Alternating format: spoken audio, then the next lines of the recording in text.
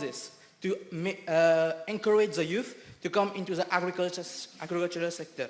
This is why I'm going with my government to introduce at mainly educational level, primary and secondary, to put on measures to have a special workshop in the school to have sheltered farming so that the students get a good taste of what really agriculture is. Not just on books and having just a study of plants, healthy diet, everything. This is good, I know it is good, but they must have the touch and taste of what really this agriculture means, and the experience and the taste. And I would like that my government is coming up with a platform on which competition should be organized at national level in agricultural sector. This will bring every college and youth to come on a platform and share their skills and ideas to develop on how the youth would prepare themselves for the future.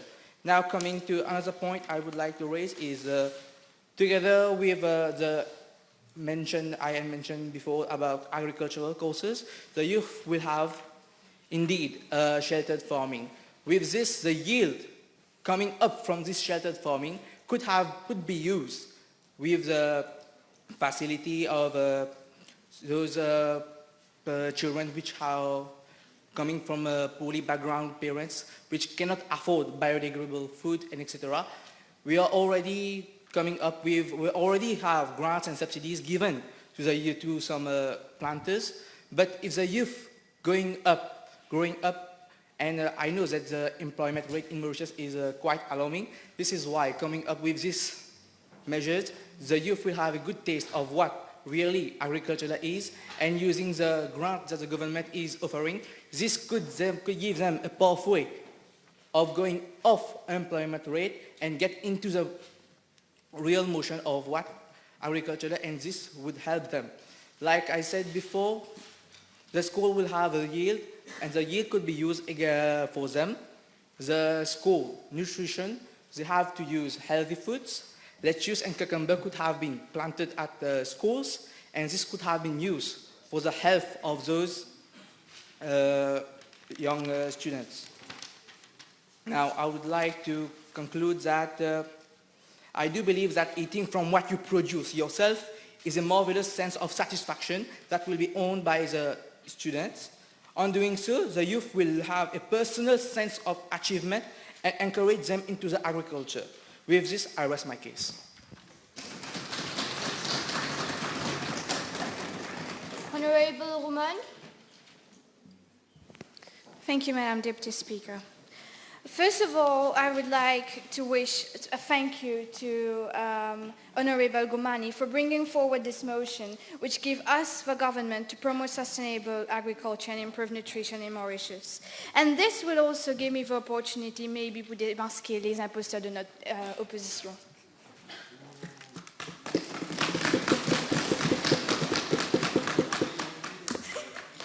Madam Deputy Speaker, taking into account what the opposition said, the Honourable Ben Oussouf mentioned that no part of our resolution has been mentioned of malnutrition. But our own motion is about malnutrition. Maybe. Clause 6, specifically Clause 6, Madam Deputy Speaker, sir, refers to the use... Madam Deputy Speaker, specifically mention about subsistence crops in every household and diminish the use of fertilizers. We all know that hunger being less than 5% from the UNDP report is not our main problem. Malnutrition is, and this is why maybe my government has put in the motion, a title motion itself. Malnutrition is what is needed to be addressed. For instance, 30 to 35% of the young female are affected by anemia, and 20% are affected by obesity from the last NCD report.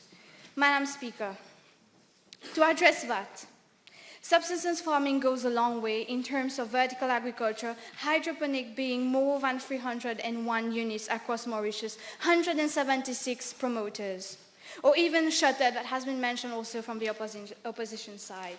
Now tackling with the use of fertilizers in Clause 6 specifically, tackle the use of malnutrition. This addresses the use to use less fertilizers or even stop the use of fertilizers. So how will it help in the malnutrition problem? Fertilizers directly affect the microorganism or even the plant or the soil. This directly affects the nutrition level of the plant. So using less fertilizers directly impact on having more nutritional values and obviously directly impacting a malnutrition problem in Mauritius. How come the honorable member of the opposition have not seen that yet? Secondly, the Honourable Mohesh, Madam Deputy Speaker, the Honourable Mohesh mentioned about how will household deal with financial issue on the subsistence crops. Well, Mr. Deputy Speaker, maybe the Honourable Mohesh didn't read the Clause 6. Maybe the Honourable Mohesh didn't read the Clause 6 properly, or perhaps it was a lack of ignorance or a lack of knowledge. Madam Speaker, the real definition of subsistence crop, if your opposition might search it on in the internet or even on the dictionary, it is not only for household, it is also for farmers.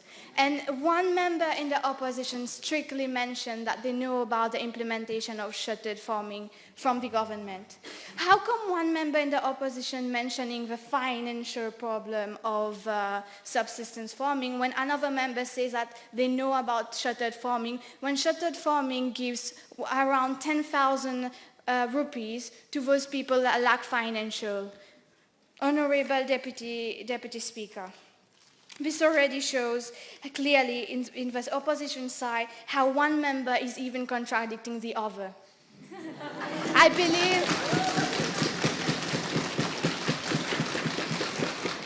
I believe from different members here that already said it, they should really look at their strategic plan 2016-2021, or even at our budget 2018-2019.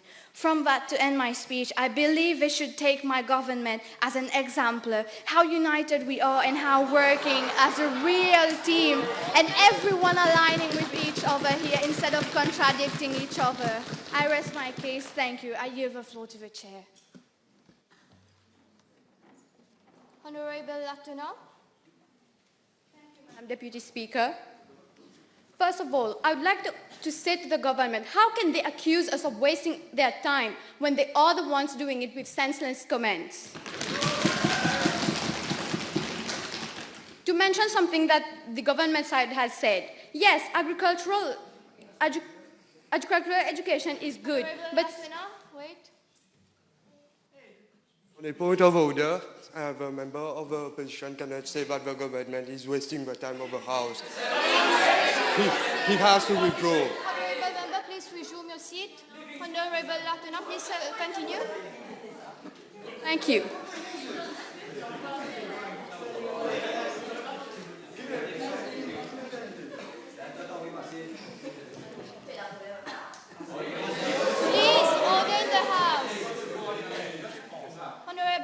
Please continue. Thank you. It is true that agricultural education is good, but salary is still low and people do not have incentives to join this sector. Status is low for agricultural jobs and there are poor chances of social mobility. Additionally, mentioned detox drinks and social media influencers will not tackle malnutrition in any way. Also, the government has mentioned Loreto College as an example. They should remember that Loreto is a big college and is not a governmental institution.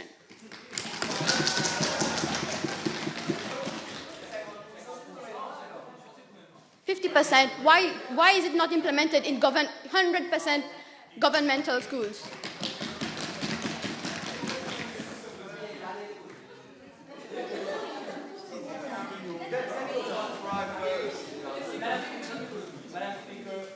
I believe that there should be no cross-talking, so perhaps if you could moderate more on that, especially on the government side. Thank you very much. I am on my feet. Please resume your seats. Honorable Deputy Prime Minister, please continue. Thank you. Coming now to Clause 5, we conclude that finance remains a barrier in the achievement of zero hunger country. The government urges the settling of food security funds and social impact bonds, but fails to realize that both have already been implemented in the country. As for the use of these funds, the government proposes to finance research for sustainable farming. social impact bonds have not been implemented yet. There has been a feasibility study. There has been a feasibility study carried out by 2000. This is not a point of order. Please, I am on my feet. Please, I am on my feet. This is not a point of order. Please continue. The social impact bonds have been talked about since 2017. Then why are you waiting for to implement them if they haven't not yet been?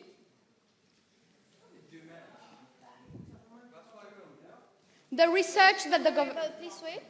Honorable members, there are some members who are using Creole, but it's good to remind you that Section 5 of the Standing Order states that debate should be in English, but the French language can be used.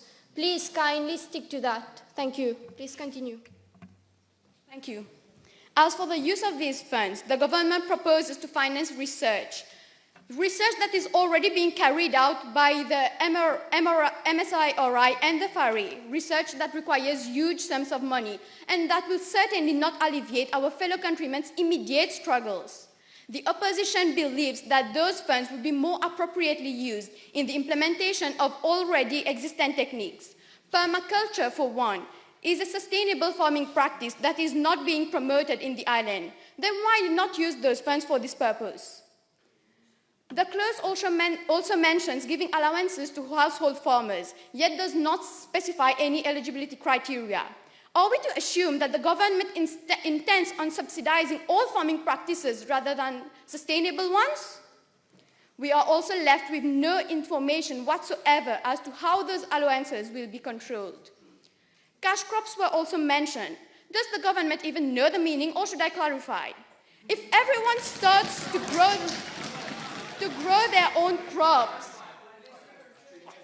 they are crops that are grown solely to be sold. If everyone starts to sell their own crops, what will become of farmers' livelihoods? Should we just revert back to the barter system? The opposition understands that poor income management can cause hunger. Yet how can the government presume that citizens would ask them for help to know how to manage their own money? This service seems shamelessly ridiculous and very intrusive.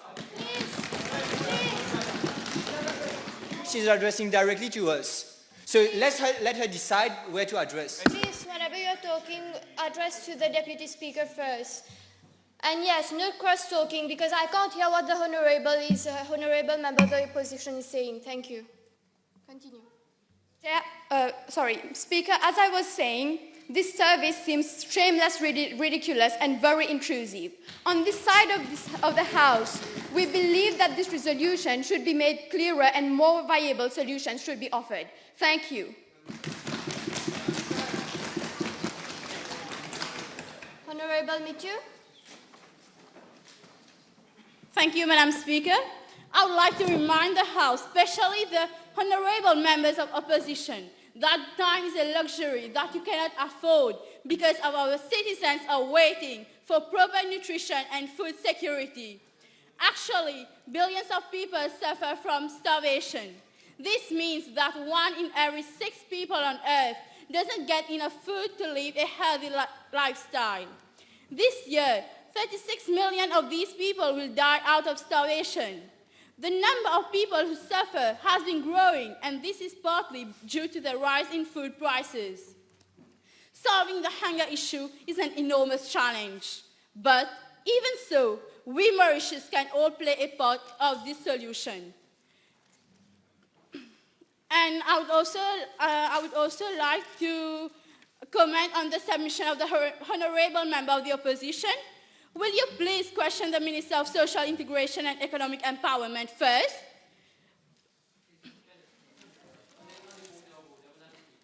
Address us like this, or she should address that I am speaking. When I'm finished, then you talk. You can sit down.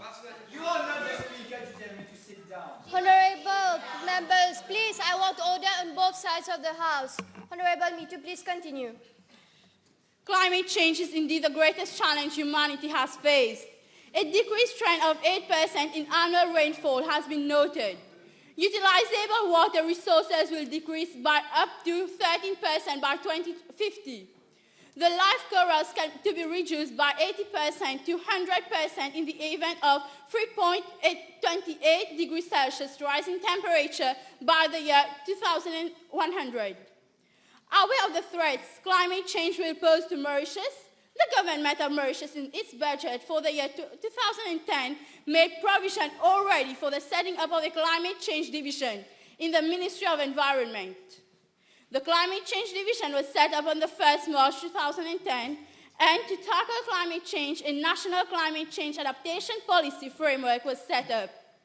Additionally, the Disaster Risk Reduction and Management Strategic Framework and Action Plan was also set up, and lastly, the Technology Action Plan for enhanced climate change adaptation and mitigation. Madam Speaker, the era of cheap food may well be over.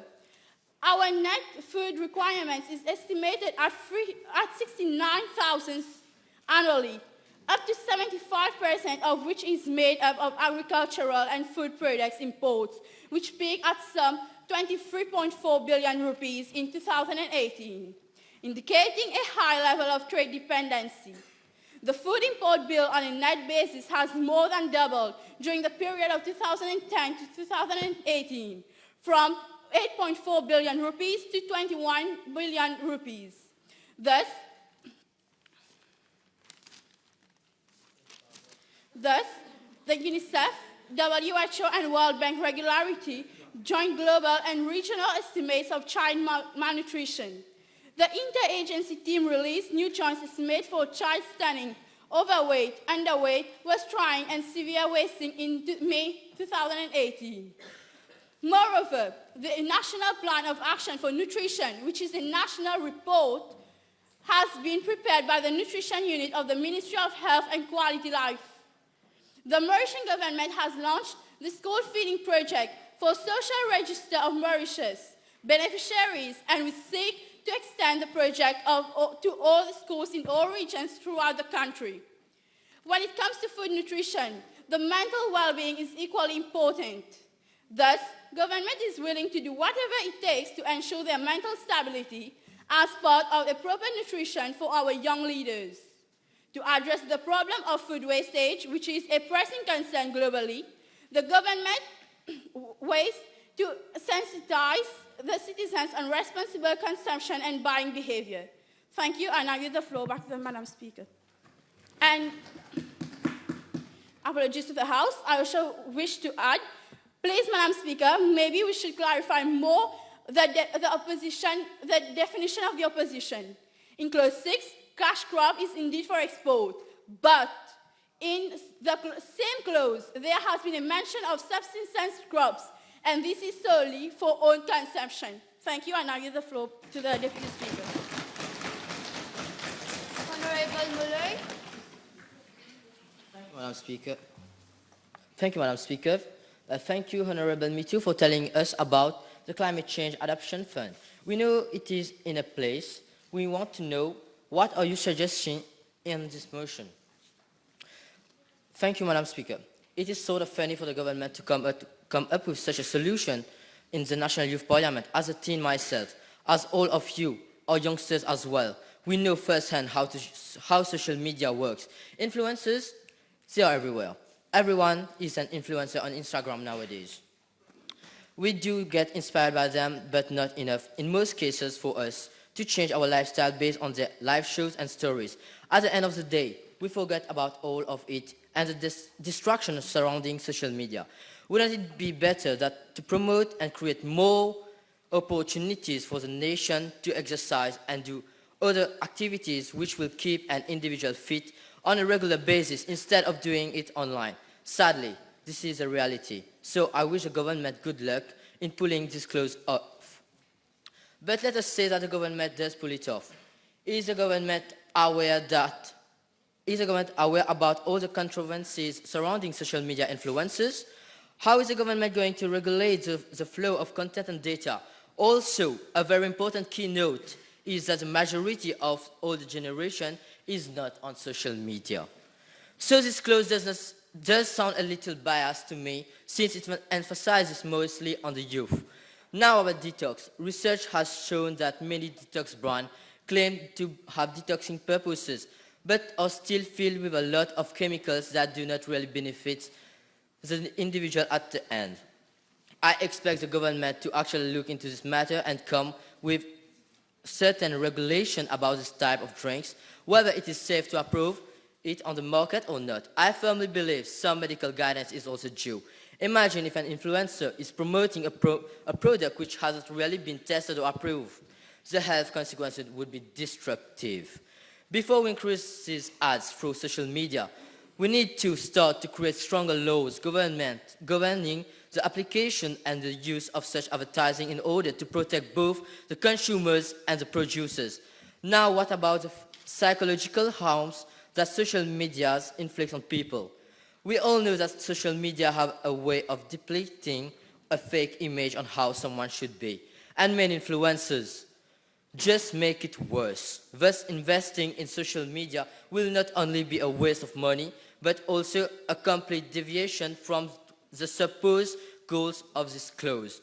Therefore, it will be a profitable course of action in an attempt to forget obesity and anorexia, for example, and promote good and healthy eating habits as such.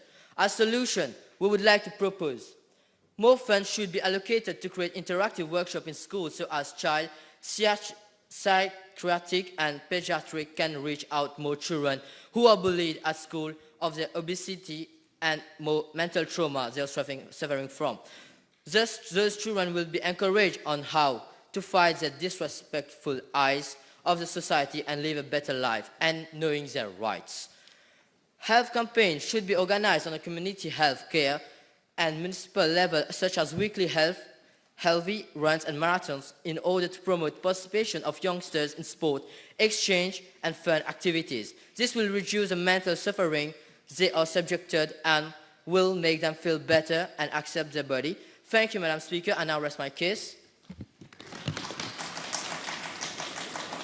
Honorable Chairman.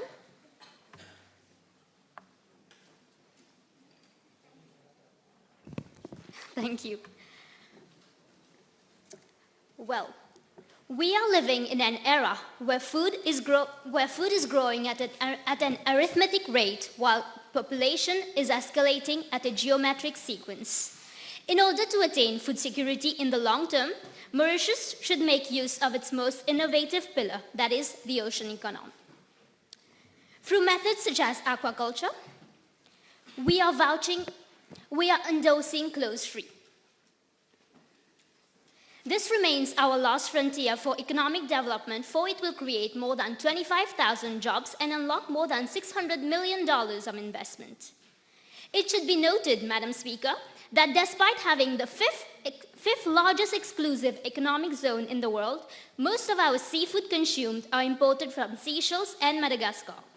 By becoming self-sufficient, we would not only provide stability and generate revenue, but equally improve our GDP.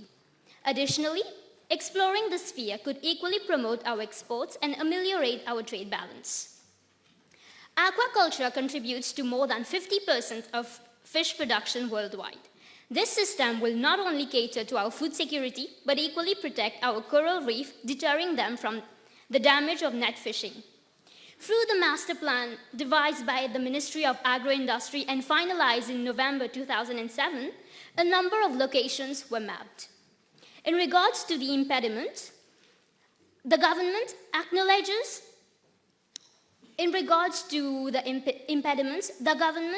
acknowledges that in the past, concerns were brought about, and for the honorable members from the opposite aisles who love to criticize without providing constructive solutions, we this year have devised a set of tested and specific permutation with least amounts of constraints. No. First and foremost, Madam Speaker, we are accentuating national communication and education activities to promote the image of aquaculture to the public, as well as to encourage its usage in a sound manner. Similarly, the government endorses a revitalization of our legal framework. By regulating the granting of concessions and license, we can ensure integration of aquaculture and deter environmental concerns, just like our neighboring country, Australia. Furthermore, Honorable members and Madam Speaker, because of the high profitability and durability of this project, the government vouches to offer appropriate incentives to the public. For instance, technical assistance, tax exemptions, and creation of an interconnected network for sharing knowledge and awareness. Likewise, in order to mitigate the risks associated with aquaculture, we propose the setting up of a semi-intensive method on a pilot basis and then gradually moving on to larger surfaces and extensive methods. If this does not coax the opposite aisle, the possibility of integrated agriculture definitely should. Well, if they are least bit concerned with our economy rather than with their mere baseless criticisms. A primitive practice of integration is fish with culture of rice. As found in many African countries like Zambia or Nigeria, or even India and China, this can be truly effective and sustainable. In light of this, I urge the National Youth Parliament to vote for this motion, for truly it will be revolutionary. Thank you.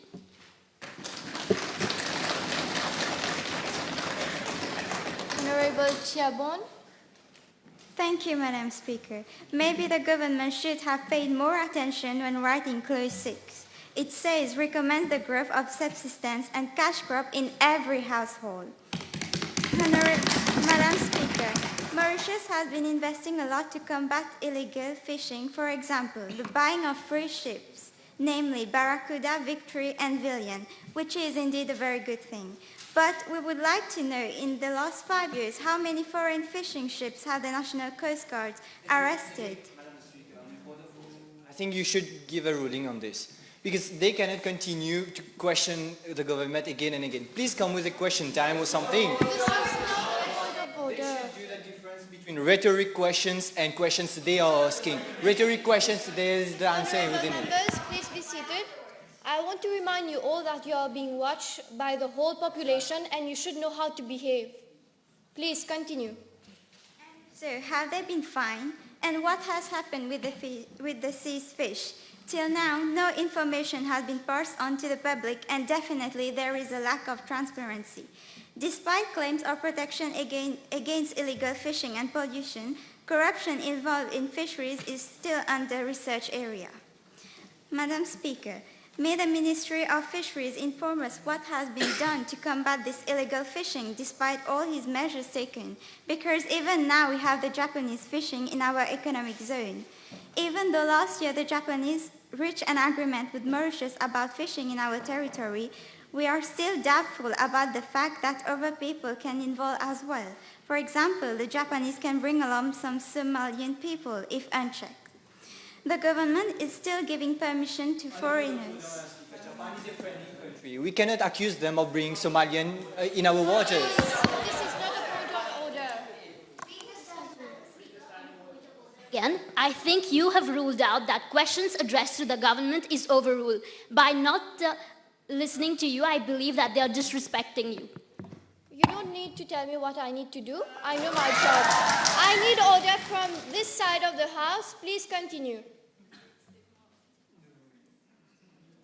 In areas tagged as untouchable, as those places are critical for Mauritius marine biodiversity. I wonder why. Illegal, unreported, unregulated fishing is responsible for over 26 million tons of catching with an estimated revenue for over USD 23 billion. Even during the fishery surveillance missions, illegal fishing vessels were caught in our territorial water. According to the Indian Ocean Tuna Commission, we should reduce the tuna catch in the Indian Ocean. How have you responded to this recommendation? Marine pollution, illegal fishing, and unsustainable aquaculture practices cause a lot of harm to our ocean. Mauritius has lost almost 50% of its coral during the past 10 years. What steps have you taken to address this? What has been done to rejuvenate this marine life? Indeed, stronger collaboration surely means it's in its literal sense better and productive ways to reduce problems. However, with sand erosion growing rapidly, and what about the project of growing of mangroves?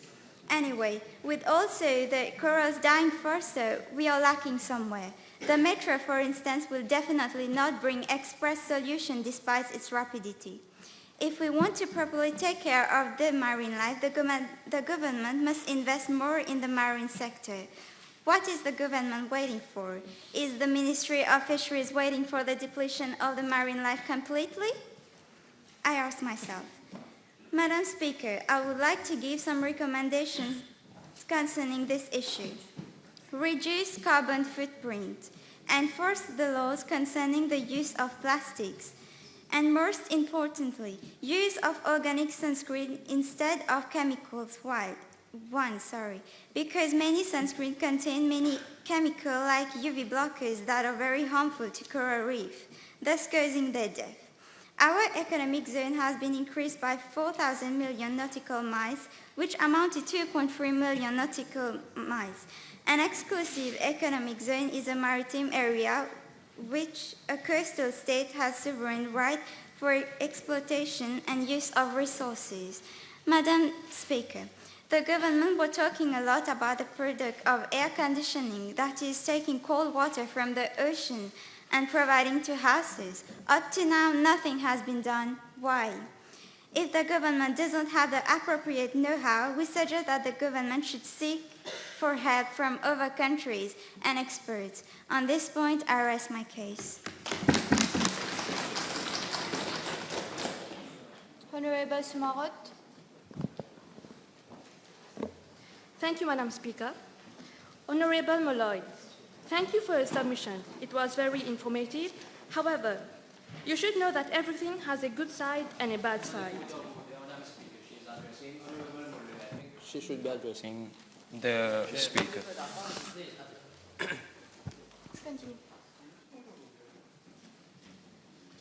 Madam Speaker, if there is one platform that can be used to reach the maximum of people, a medium that is quick and easily accessible to everyone, then it is social media. Madam Deputy Speaker, nowadays, social media plays an imperative role in the lives of its users. Not only it is a platform for interaction, but also a platform to voice opinions. A recent example would be the nearby gang rape case movement in Delhi, and of course, the famous événement for the previous general election, whereby the youth used social media as a platform to create mass awareness across the globe, as well as a medium to sign petitions. Thus proving that social media can go beyond geographical boundaries to reach the maximum of people. The people have in their hand a powerful tool to make decisions about cultural, political, and economic aspects of society. In our case, it is the use of social media regarding the awareness of healthy eating, proper nutrition, and the need to promote sustainable agriculture. I am sure, Madam Speaker, as well as the members of the Assembly, that we have all seen tempting pictures of food on Instagram and Facebook. Every day, YouTube uploads videos on food and planting hacks. It is here where the role of the social media influencers come into play. They are the role model who guide and inspire the followers with their online contents daily. Youngsters find their online stores relatable, funny, and inspiring. Merchant stores such as Versant du Berger, Laetitia Dorsch, as well as blogs such as My Sweet Mauritius, can be of tremendous help regarding the promotion of healthy eating, be it through fun challenges such as No Sugar Challenge and 5 fruits per day, and also encourage the purchase of organic products beneficial for the health of their followers. Madam Deputy Speaker, be it at home, in the transport, everyone has access to social media. It is a 24/7 awareness. Subconsciously, everyone being exposed to food hacks, planting hacks, organic products, will at the end of the day be inspired to follow the steps of their preferred social media influencers. To conclude, social media is a great tool in the achievement of the SDG 2 as a 24/7 edutainment platform, meaning that it is both educational and entertaining medium for awareness and inspiration for the youth regarding proper nutrition and the agricultural sector. Madam Speaker, yes, we did mention about detox drinks. Have the opposition ever heard of squeezing lemon in water? I think the opposition should have a couple of organic detox drinks to relax a bit and be more dynamic.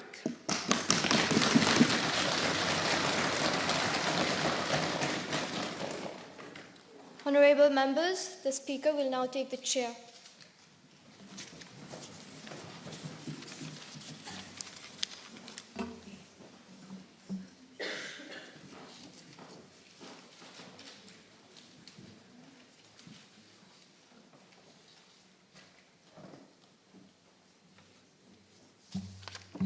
Please resume your seats.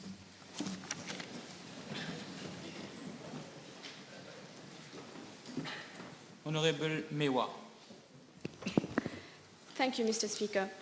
Mr. Speaker, I guess Honorable Sumarot is going against their clause because, as mentioned in clause 8, they must encourage the use of social media, and now she is saying that youth of Mauritius is misusing social media.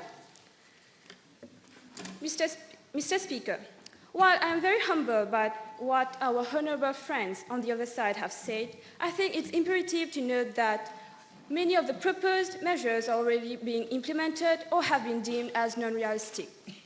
I think that they have made this proposal just for the sake of making it, without referring to their cost and our state. Mr. Speaker, according to the advanced techniques of farming, we do not have these necessary experts to carry out these methods. The solution proposed sounds very good on paper, but in action, to which extent will they work? The use of drones require maintenance, which will cost a lot, along with the teaching and training of laborers. These things will keep on increasing the cost, and, Mr. Speaker, we do not even know if it will be working. It seems that our honourable members did not make as much research as was necessary.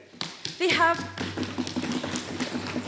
completely forgotten about the economic of Mauritius prior to writing these clauses.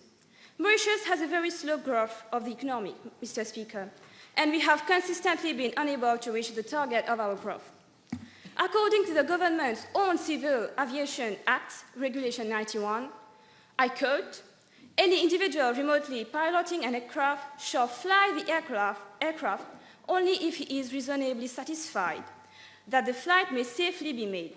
Is the knowledgeable government asking that farmers to become du jour au demain experts on safe and reasonable flying drones loaded with dangerous chemicals in a tight airspace that already includes a multitude of actual flying planes, helicopters and birds?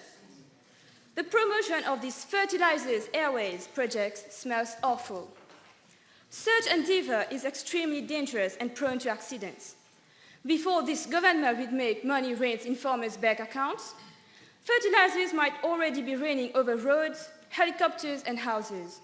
Shall we expect that tomorrow this elegant building be covered in fertilizer, manure or what else due to some further farmers' drone accidents?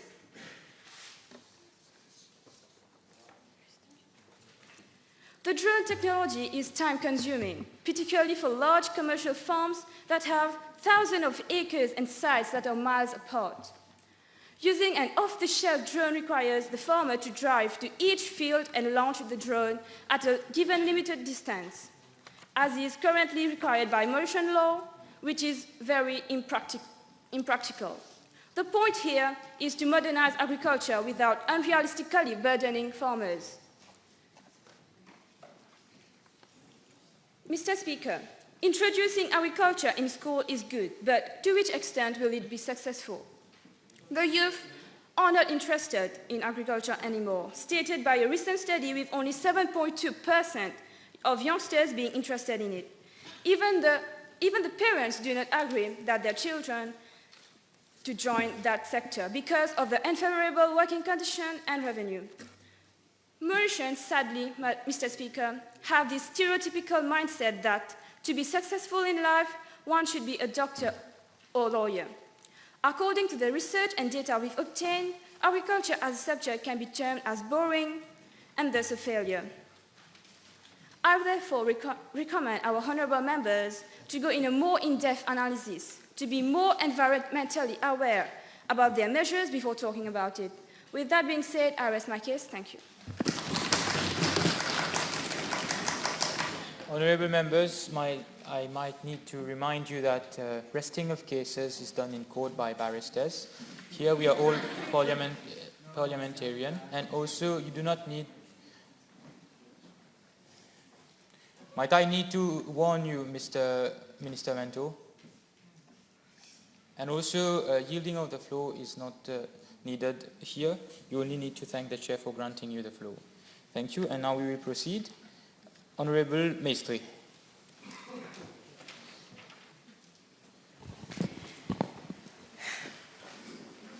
Thank you, Mr. Speaker. Mr. Speaker, I think the Honourable Thiabon has either a listening or understanding problem because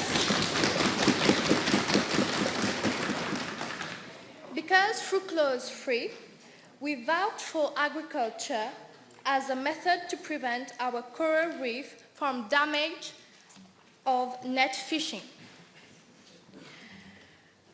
And now I would like to clarify something for the Honourable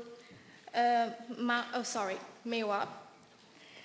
There is nowhere we mention the misuse of social media, but it is a good platform of awareness. Well, I won't go further into useless things. Mr. Speaker, sir, these days, social media dominates our world. Social media isn't just a way for use of send memes, find entertaining videos, or keep up with the latest pop culture trends. It's one of our forms of communication. The use of social media to communicate extends to the government as well. One of the biggest benefits of Twitter, Facebook, and Instagram is ease of communication. As the Honourable Samarot said, social media makes it easier for citizens to voice their opinions and for the government to hear them. Mr. Speaker, sir, social media can be a powerful tool to promote eating better and moving more, especially among youth. Using technology like social media and health-related apps can make school awareness activities, physical activity, and nutrition tracking more engaging and fun for the youth. Mr. Speaker, Honourable Samarot also talked about Facebook and Instagram, and I would like to elaborate more about those two popular apps. Facebook and Instagram are being used to post about school wellness events such as taste tests, health and wellness fairs, healthy classroom celebrations, to share with your school community, recruit health and wellness volunteers, share healthy recipes and tips about eating better and moving more, and engaging students, families and the community in a healthy competition and conversation about healthy lifestyles. Mr. Speaker, sir, using social media for citizen engagement is still a fairly new process. As such, there's definitely a lot of room for improvement. Mr. Speaker, sir, the government has also recognized a new way to promote healthy eating, which is to develop more social media campaigns. The government strongly supports role models and campaigns in Mauritius, but recommend to apply new procedures as follows. Stay focused with a specific theme like fruits and vegetables, healthy snacks, sleep, water, physical activities. Compile your content ahead of time. Ask a few students, parents, and staff to submit content ideas to spread the workload. Ask older students, role models, your role mascot, and administrators to model and promote healthy messages on social media. Take pictures or videos of them practicing healthy behaviors and share them. If anyone promoting on multiple social media sites, delegate one person to be in charge of content for each site. Mr. Speaker, we can also use social media for a school and community to organize a wide healthy competition. Challenge ideas may include water challenge, walking challenge, healthy snack challenge. And also, fertilizers dispersed by drones are bio and eco-friendly fertilizers, which are already being used. Now we want to modernize with drones. This is already being used. Some countries were always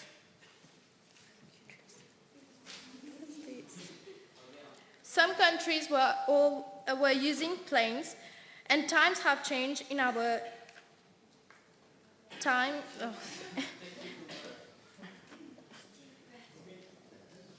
And nowadays we're using drones. And I would like to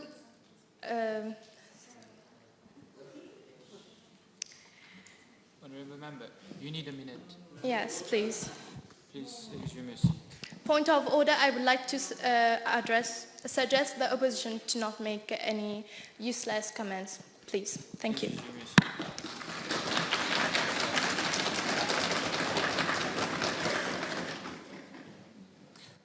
Honourable members, not everyone's oratory skills are on point or excellent, be it the government, be it the opposition. I'm being fair enough, and please be compassionate and be empathetic towards other parliamentarians. Everybody is here to solve problems and issues, and this is why we are gathered here. Now next we have Honourable Gangadu. The opposition, I would like to apologize if we've made anybody more uncomfortable than should be. This was a kind gesture. We shall move with the next speaker, Honourable Jitu. Thank you, Mr. Speaker. To start with, asking question is actually our job. Just reminding the House, right? So I would like... Please let me listen to the Honourable Member. I would like to start to draw the attention of the House to clause number 3 of this resolution, which I believe has just been cherry-picked, like many other clauses of this resolution, without proper risk assessment, without proper feasibility test. So let's analyze it in details. Honourable Chulan is proposing algae farming, right, upon clause number 3. Algae farming is at an experimental stage in Mauritius, and it was initiated back then in November 2011 by the Mauritius Research Council. 4 sites were selected, 2 in Mauritius, Grand Port Albion, and 2 in Rodrigues. It's still at an experimental stage because of various problems that are faced in this field. It is very easy just to write things down on paper without proper comprehension, but in practice, things get a little bit more complicated. There are environmental and climatic problems which, to my cognizance, is much beyond the control of the government. First problem, high tides in Mauritius. We are all aware of the volatility of climatic conditions in our country and the frequency of high tide alerts that we've been getting. The risk of harvest being washed away is very common in this field, especially in China, the lead exporter of seaweeds. May we not see a day where our harvest gets washed away, because it is not their money that is in question. It is the money of our whole Mauritian population, the taxpayers' money, that the government is just gambling with. Second problem, biofouling, also called epibiosis, which is basically an accumulation of microorganisms, plants, and other animal species on wetted areas, which could destroy the algae farms completely, or boost the maintenance costs to such an extent that prices will start rocketing. Third problem, which to my cognizance is the biggest problem with this resolution. We have to ask ourselves, is there a particular market for algae in Mauritius? I have done my profound research and I found that it's very rare and very uncommon in the Mauritian culture. In fact, as we can see from this resolution, the knowledge of economics of this government is very poor. They are trying, let me repeat, they are trying to increase supply of algae, where there is very low demand. I think a very wise tip would be to start creating demand first and then opting for increasing supply, right? But if some honorable members of the government, is very willing to have some algae snacks and some seaweeds as snacks, you can do it, there's no problem. But you just don't waste taxpayers' money on non-feasible projects without risk evaluation, without proper market research, without consultations of the MRIC about the environmental repercussions and the impact on the marine life by just messing up with the algae composition in our oceans. And also, without considering all the risks that are associated in this particular form. Should the government be sitting and taking lessons from the opposition? What is the constructive criticism in there? Order in the House. Order in the House. This is not a point of order. I will not entertain it. Order in the House. If ever someone is raising to a point of order, let me listen to him or her. Please do not give your own ruling. And I'm not taking this point of order. Please resume, Honorable G2. Thank you, Mr. Speaker. Well, to end with, I'm not questioning the ability of our country to produce algae, but I'm simply asking, are we really in a position that we can take the risk of doing so? That's it.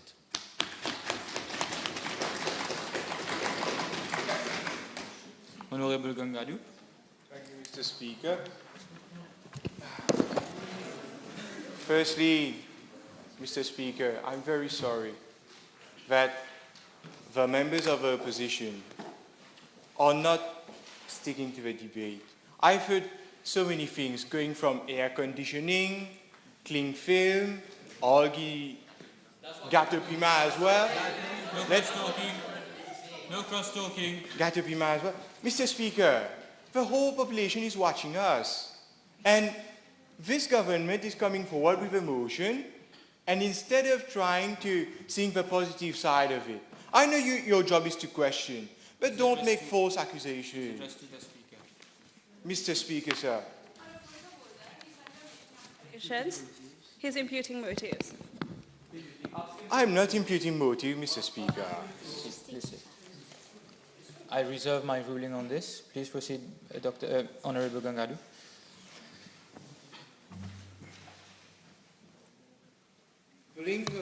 Following the arguments of the opposition, it's not algae. It's algae, not algae. Right? But algae. Algae is algae. So you have dictionary here, you can take it. No cross-talking. For the project of algae plantation by 2050. On a point of order. Wait, I'm on my feet. Order. The honorable member may not know the proper pronunciation. We are not going to discuss that here. Also, order. Also, the honorable member also said algue. French is allowed in this house. So whether it be one word or it may be two letters, but it is still permissible to use a French word. Please proceed, Mr. Honorable Gangadu. Merci, Monsieur le Président. Je pense que je vais parler français maintenant. Mr. Speaker, sir, on the way to achieve food security for sustainable agriculture strategic measures and being put in place by this government, allow me to remind the House that the following motion, Mauritius will be achieving food security and aiming to become the biggest fish, seafood, and local fruit producer in the Indian Ocean, following the measures in the budget 2019-2020.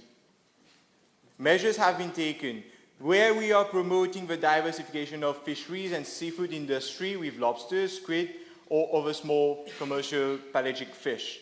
Talks are in progress with friendly member states to enforce patrols, and not with Japanese or Somalians. I've heard it as well, Mr. Speaker, that Japanese, a friendly country, are bringing Somalian pirates, or I don't know what kind of allegations they're making against this government, Mr. Speaker, but this is completely nonsense.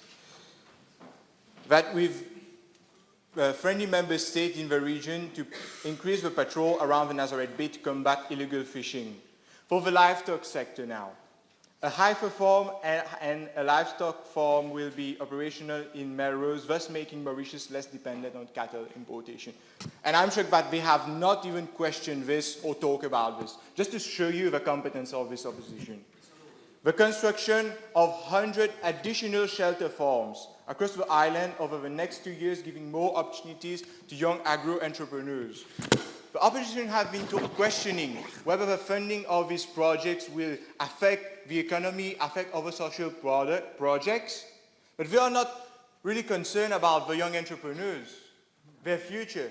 We are encouraging young people to do so. And now that we have the measures for it, we are questioning the financing. And I was shocked, Mr. Speaker, to hear from a member of the opposition that social impact bonds are already implemented. In which country are they living? They don't even know the economic system. They don't even know how projects are financed. For them, if we are financing a project, means we are neglecting another one. Let me tell you, we are a responsible government. The people trust us for taking care of them, for giving them concrete measures. And financing has been done. Let me tell you that for the social impact bonds, in few years, I'm sure that this will be implemented. The project is still on phase 1, where there has been a feasibility study being conducted, and next stage is the consultation with investors and to build trust with investors. And next, we won't even have to question whether social projects, financing of social projects will impact this. And now, allow me to talk about measures to put forward the improvement on nutrition of our citizens. It is not a surprise that the opposition keeps criticizing the healthy nutrition measures when we know that they are trying to promote an obese nation, like a Bajaj and Apuri nation, right? Now, wipe your mouth, you have the Apuri remains here. In order to democratize access to healthy food, the government, together with FAO and WHO, World Health Organization, are working on a healthy food label, where restaurants holding this label will be eligible to reduction in charges on rental and other expenditures, therefore allowing a decrease in price on more healthy foods. It seems like the opposition members don't even care about the healthy diet of students as well. This even has not even been mentioned in canteens. It's a serious problem. About 23% of our college students are overweight or obese. And of course, we need to do something for this. Therefore, to ensure that our students are served healthy meals at school canteens, more strict criteria for selection of canteen holders on calls for tenders will be implemented. Mr. Speaker, once again, I remind the House that this government is working towards the best interests of the population. They are watching us, and they will be judging us not on the cheap criticism or false accusation, air conditioning. Please stick in the debate. We have to find a solution with this motion. It's just a motion. It's not a big document. It's a 2-page document. And the honorable members of the opposition have to understand this, that we are here to debate, to put ideas forward, and that the people are watching us, and that they will be judging us, not on their criticism, but on our performance. And I can guarantee the Mauritians that our government is a committed one, and not a circus opposition or a baby parliament opposition. This is a youth parliament, and we are here to show that the youth of this country are committed, and we are not here to do drama. Thank you, Mr. Speaker.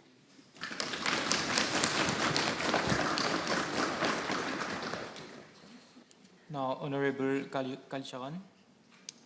Thank you, Mr. Speaker, sir. Mr. Speaker, sir, after listening to all the members of the other side and after reading this resolution, the opposition can only wonder wonder what the measures are. But for one clause, the opposition really wonders. For operative clause 8, the opposition wonders which social media influences does the government think of implementing? Will it be Kim Kardashian or will it be Kylie Jenner? Okay, we also wonder, how is the government going to regulate it? And how far is it going to regulate it? And where will it draw the line? Okay, now, this is all for operative clause 8. But Mr. Speaker, sir, my biggest concern was operative clause 11. Records have spoken louder than ever when 68.6% of the Mauritian population was found obese in 2015. Now, I only have the data from 2015, given that the government never updated afterwards. Healthy and sustainable eating is essential and in the life of Mauritian, and it is of uttermost importance for us to start this trend. Mr. Speaker, sir, one way of doing is by promoting the population to eat fruits. But operative clause of the government's motion is simplement la chérie sur le gâteau.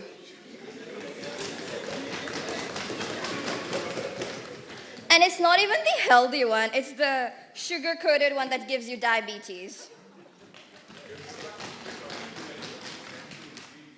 Stating that a higher level of demands will eventually lead to a lower cost goes against the very basic of economics. Either the government reinvented economics or shirked acre classes in grade 9. Either way, we regret the Honorable Minister of Finance failed to notice such a flaw. Against what Operative Clause 11 said, if we are providing better exportation facilities, then how are we encouraging our population to eat healthier? By creating better exportation facilities, our local producers will be inclined to export their production to other countries, given that they will be receiving more money doing so. Exportation facilities here is not at all required. Instead, as mentioned, we can provide subsidies to local producers so as their costs will decrease, which will make price fall and thereby encourage the population to consume more fruits. Yet, Mr. Speaker, sir, we do not even have enough land to produce all fruit products that we want. Mauritius never relied fully on domestic production and won't be able to do so in the future either. We need better importing policies. Our imported items should be cheaper, yet at the same time less competitive. Mr. Speaker, sir, we also need advancements in our agricultural sector. We're spending more on our agricultural sector, but is it enough? We need technology, we need better resources, we need to start implementing measures that would be beneficial. Our agricultural sector needs to be reviewed. There's so much better out there, then why are we just satisfied with good? Coming to Operative Clause 9, transparent about the ingredients used. The opposition wonders how the government is going to handle this data, because some restaurant and food outlets may have secret recipes which they do not want competitors to be made aware of. We have so many franchises in Mauritius, McDonald's, KFC, they're unhealthy ones, sure. But if all of them leave, do you know how much unemployment there will be? Do you know how much income the government will be losing from corporate tax? The government didn't even notice all those. They just said, okay, we need to do this, and we just put it there. So I think on this side of the house, we all want quality food at cheaper prices. But what is the government's plan to actually achieve this? Have you all actually given a thought to a potential solution? Thank you, Mr. Speaker, sir. Now, Honorable Khamlichi. Thank you, Mr. Speaker, sir. Mr. Speaker, sir, I would first start by requesting the Honourable Member who just spoke to kindly pay attention to other members that are going to speak, because she missed some very important points brought forward by the Honourable Minister of Health on how to tackle the problem of nutrition that she just raised. So I would also start by addressing the sheer lack of information on behalf of some of the honourable members of the opposition. Well, firstly, a honourable member from the opposition mentioned about a lack of criteria about the grants and subsidies that we offer to our farmers. Well, let me enlighten that member that the transition to sustainable farming practices does not happen overnight. This is a process of 3 years to acquire biocertification so that we empower it is a process of 3 years to acquire bio-certification. So we are empowering the current farmers to transit to sustainable methods for our grants and subsidies. Our goal is to have a 50% crop production system to transit to bio-norms. So let me now come to another very appalling issue concerning fertigation. Well, honorable member of the opposition, there is currently the use of biofertilizers for fertigation, so kindly have your facts right. Additionally, Mr. Speaker, sir, one member spoke about bringing up more innovative measures in the agricultural sector. Well, it seems that there are agricultural experts who can come up with innovative practices, replacing sheltered farming, vertical farming, precision farming overnight. Please bring these forward.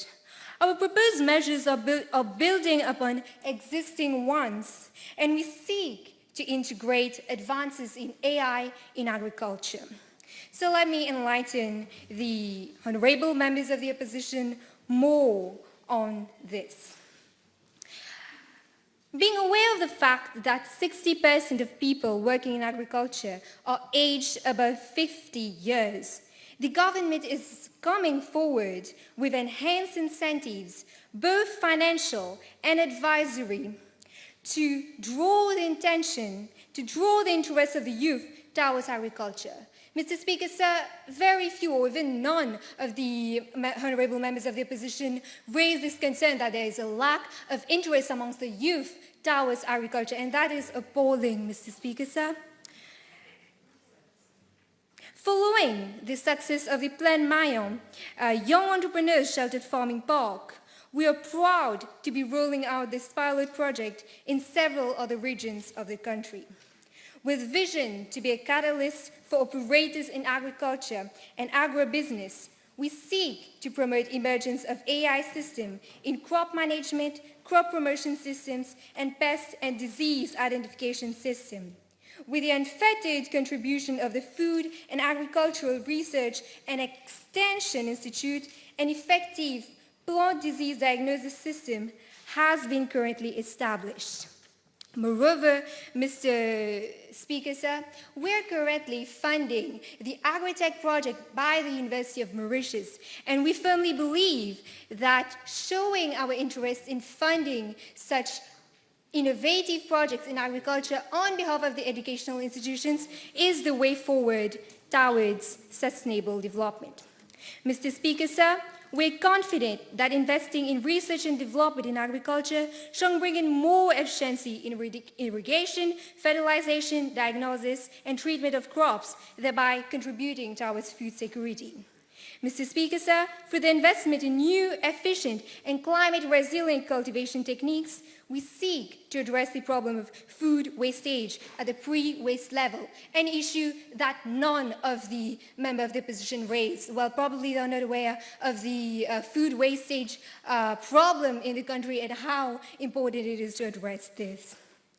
Preventing food waste will undeniably reduce the use of resources required for food production, labor, and disposal costs, and reduce all the environmental, economic, and social impacts linked to food waste disposal. By encouraging use of better seeds, adoption of bionorms in cultivation, and optimizing precision farming techniques, we are confident that overall yield and viability of the agricultural sector will continue increasing. Mr. Speaker, sir, following successful inception of the Strategic Plan 2016-2020 for food, crop, and livestock, the government believes that such forward-looking measures will prove to pave the path towards achievement of food security through sustainable behaviors. Thank you.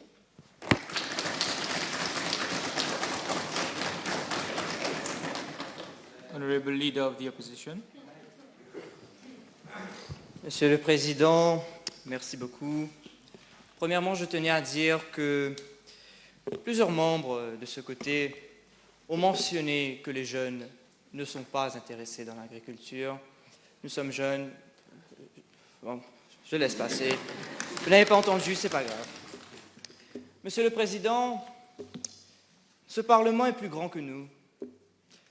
plus grand que nos résolutions, nos intérêts, nos égos personnels. All of this, des excitations, des insultes, des commentaires en plus, toutes sortes d'impulsivité, de sensibilité aiguë qui qualifient ce gouvernement. Malheureusement, ça n'est qu'un simple autre épisode parlementaire parmi tant d'autres. Aucun changement, aucune différence, tant de cris, de hurlements, de grognements, qu'on pensait que Casella a ouvert une nouvelle branche à Port-Louis. Le gouvernement... Pardon? Excusez-moi. Please resume your seat while I'm on my feet. I would like to bring the attention of the House towards Standing Order number 42 about relevancy in debates. Please get to the debate. Mr. Speaker, Mr. Speaker, this is a rebuttal. Yes, it is a rebuttal, but I believe that it needs to be relevant to what has been said earlier. And also, I would like to tell the House that please control the clapping. Do not make an overuse of the clapping. Thank you. Please proceed, Honourable Leader of the Opposition. Merci, Monsieur le Président. Le gouvernement parle d'influenceurs, mais nous sommes les influenceurs. Si cela est la classe politique du futur, alors nous sommes tous fichus. Monsieur le Président, j'ai entendu un membre du gouvernement dire que est-ce que le gouvernement doit prendre l'avis de l'opposition? Alors je lui dis, bonne chance pour passer des réformes constitutionnelles. Devant ces caméras, le gouvernement remet en cause entièrement notre système constitutionnel et démocratique. Cette opposition est essentielle à notre démocratie. Monsieur le Président, tout cela est ridicule et désole cette opposition. The reality is that there is no reality in this motion. And unfortunately, this is the new norm. We've heard a very loud debate from equally loud people in a chamber designed to be so, but the silent, underprivileged minority is still ignored and shall still struggle with this government. In fact, I know that I will be wrongly criticized by my next government orator. We'll perhaps be called demagogues, pessimists. The list is ready, I'm sure, but the truth is we are disappointed. So much has been talked about on so little in here. Mr. Speaker, c'est avec une grande honte que je déploie la perte de temps sur de choquantes contradictions et invraisemblances entre, par exemple, fertilisants et fumier, ou des sujets futiles comme les influencers, les bistrots, ou encore bien sûr les fameux detox drinks. Des honteuses arnaques commerciales, Monsieur le Président, qui piègent acheteurs et maintenant gouvernement. Ceci est le Parlement de la République mauricienne et non pas une émission de téléachat des années 90, Monsieur le Président. They say ignorance is bliss, then blissful this government is. Resume your seat, please. I believe he has been speaking for about 2 minutes and yet has not been able to prove one of the things he has been saying. Where is the relevancy? How is it related to Sustainable Goal 2? No hunger. Please resume We're talking your about seat. zero hunger and not about telephone. Please resume your seat, Honourable Anodi.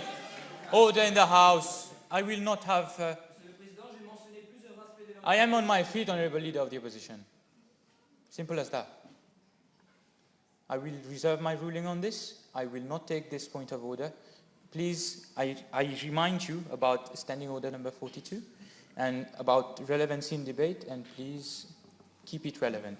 Thank you. I understand that there are certain rebuttals, but also the rebuttals cannot be too long. You also need to, you do realize that the rebuttal eats in your time to debate. Thank you. Monsieur le Président, je suis d'accord avec le gouvernement. Toutes ces propositions are not relevant. For example, Mr. President, garbage. Garbage and wastage of food products is an immense issue they choose to overlook. If only influencers, experts from the FAO were here to tell them that food wastage is a monumental factor in food loss. A third of food globally is wasted. A third of food globally is wasted. In Mauritius, 5,281 tons of food is wasted annually and keeps on rising unchecked.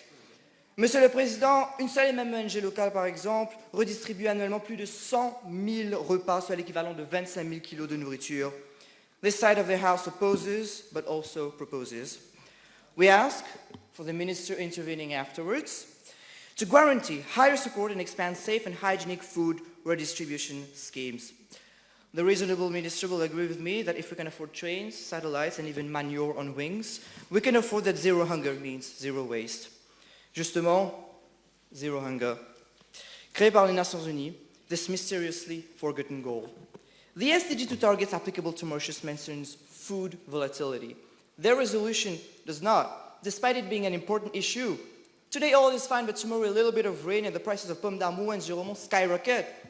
The SDG 2 targets also mention elimination of subsidies, while their resolution promotes it. The SDG targets specifically mention access to land, but their resolution does not, ignorant of the national land scarcity issue worsened by developments approved by the government à droite, à gauche, devant, derrière. Monsieur le Président, quoi rajouter de plus? It's clear that they have failed several of the SDG 2 sub-targets, and they have failed their constituents. Thank you.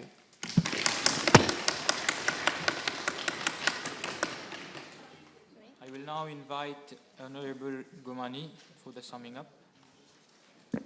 Mr. Speaker, sir, thank you. The leader of the opposition has been very emotional in his speech, and unfortunately he can be a very good actor, but surely not contributing to the motion. Rebuttals are good, Mr. Speaker, sir, as long as they are valid. As I would like to point out to the leader of the opposition for the question that he has pointed out to me, that my role here is to summarize, whereas my opponents have already provided you the justification and defending why this motion is a very good one.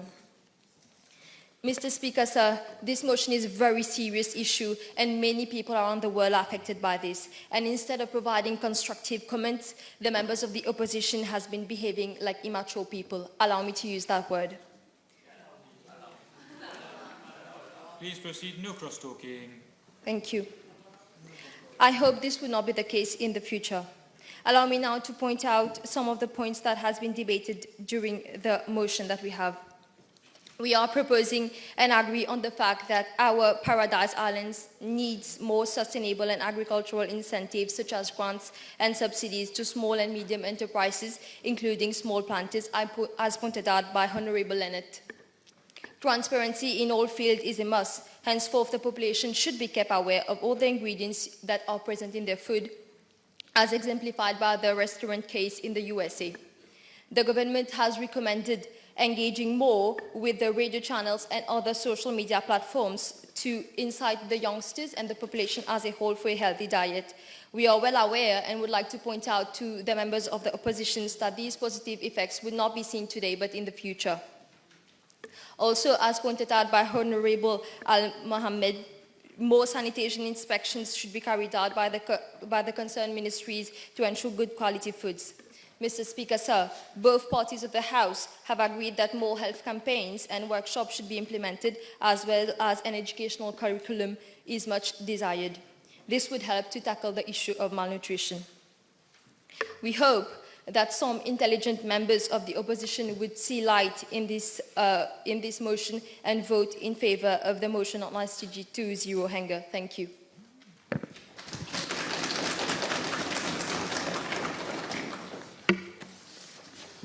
With this, I shall put the question to the House. The question is that the National Youth Parliament resolves that feasible and efficient measures be taken to achieve agricultural development in order to ensure food and nutrition security at national level. Those in favour say aye, those against say no. Aye. The ayes have it. Mr. Speaker, I beg to move that the National Youth Parliament do now adjourn to Friday, July 9th, 2019 at 9 a.m. I second.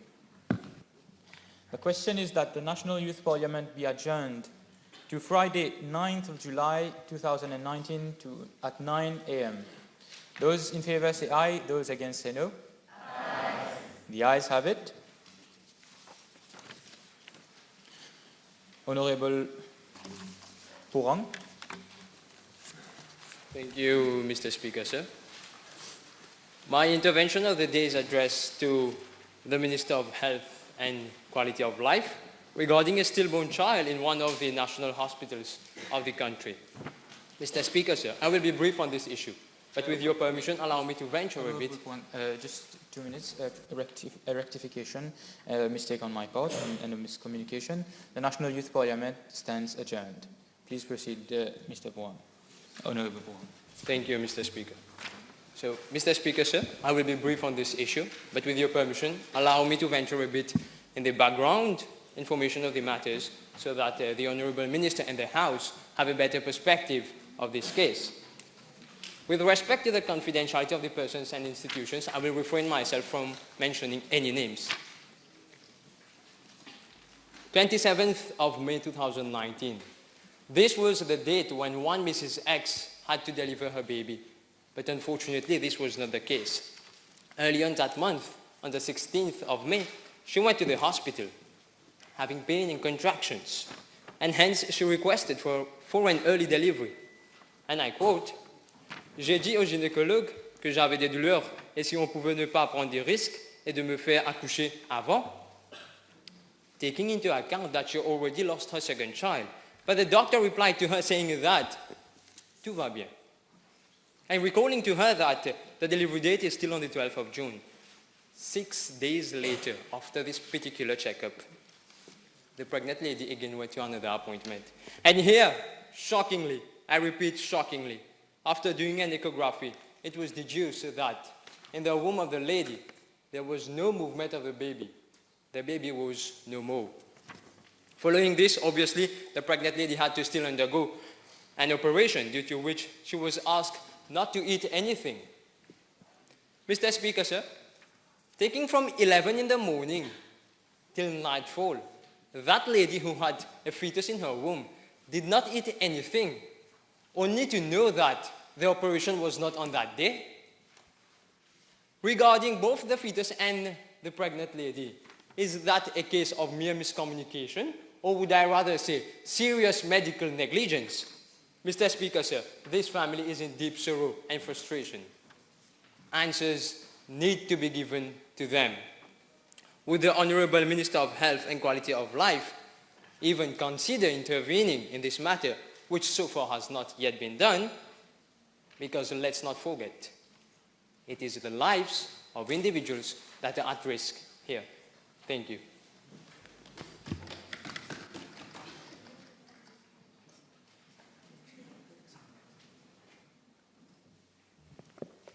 Thank you. The honourable member of the opposition mentioned this, and I think you should be aware, dear Mr. Speaker, sir, that even though these stuff have been happening in Mauritius, which I'm deeply sympathized with, a lot of doctors have been actually licensed. In fact, in the north, one doctor has already been licensed due to this miscommunication. And about the actual problem of this clinical hospital, I will look into the matter and will intervene fully. Thank you. Honourable Yusuf. Thank you, Mr. Speaker. I would like to raise the issue of traffic congestion related to the setting up of the Metro Express. The project is causing inconveniences in the circulation of vehicles at the level of Sacré-Cœur Church. Therefore, I would humbly request the Honourable Minister of Public Infrastructure to kindly look into the matter on an urgent basis. Thank you. Thank you for bringing the matter to my attention. Mr. Speaker, sir, we will certainly look into the matter. I will make sure to inform the concerned authorities to make the appropriate assessment so that I may come back with an answer to my honourable colleague. Honourable Dacruz. Thank you, Mr. Speaker, sir. I would like to raise a very alarming issue to the Honourable Minister of Education. Mr. Speaker, sir, education is meant to be the acquisition of knowledge, skills and values. Malgré que cela, il semblerait que l'honorable ministre de l'Éducation n'ait aucune notion de ce qu'est promouvoir la facilité de l'apprentissage. Et encore moins on a le gouvernement, vu le comportement dénué de courtoisie et de professionnalisme de certains de ses membres aujourd'hui. Au moment de prendre leur envol après de brillantes études tertiaires, certains élèves se retrouvent confrontés à deux choix. Ils peuvent soit quitter le pays pour leurs études tertiaires, ou rester au pays dans la case maman, comme on dit. En choisissant la seconde option, qui s'avère être beaucoup plus économique pour la plupart des Mauriciens, les étudiants sont principalement guidés vers notre très chère, principale et gratuite université, qui est l'Université de Maurice. Par ailleurs, celle-ci détient la suprême, la prestigieuse place de 2242e dans le monde. Quelque peu ironique, n'est-ce pas, quand ce même gouvernement veut faire de Maurice l'épicentre régional en technologie. Or, pas le moindre doctorat n'est disponible pour former les spécialistes mauriciens en TIC. Et les sièges aux meilleures universités de l'île, telles Curtin, sont réservés aux plus riches. Alors, Monsieur le Président, my question to the Honourable Minister of Education is whether universities for high-scoring students could be implemented to enable them to have affordable and quality diplomas in their respective fields, particularly ICT, while staying in Mauritius. Sure, Honourable Minister, you can simply say that you look into the matter, but for the sake of the youth of this country, all of us from this side of the House expect you to give concrete solutions to be implemented very fast. Thank you. Wait, Honourable Member. I know what you're going to say. Please, Honourable Dacos, please refer to... I have one question to the Honourable Minister of Education. I'm on my feet, Honourable Dacos. Sorry, Mr. Speaker. Refer to the chair at all times, all members of the House, and also a PQ has its designated time, and also an honourable member or minister might not know of every cases going on around in Mauritius. So, of course, they might say that they will table the information, or they will say that it is a matter that they will look into.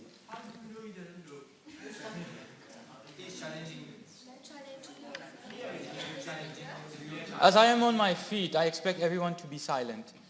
So, I'm explaining, and also these are the things that are taken up during parliamentary question time. So please be concise and be precise. My question, Mr. Speaker. Alors, ma seule question au ministre de l'Éducation est si les universités mauriciennes, ou simplement, soyons simples, des diplômes, disons par exemple des doctorats en TIC. Mr. Speaker, sir. As Honourable Jevin Purang asked for his adjournment matter, it was relating to a problem in his constituency.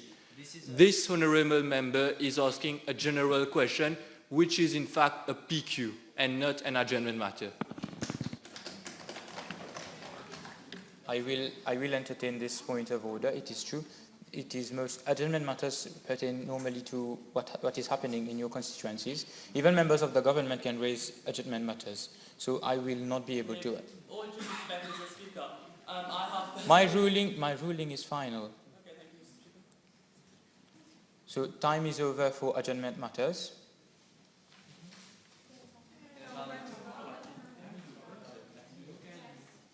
I decide. This is my ruling, not yours.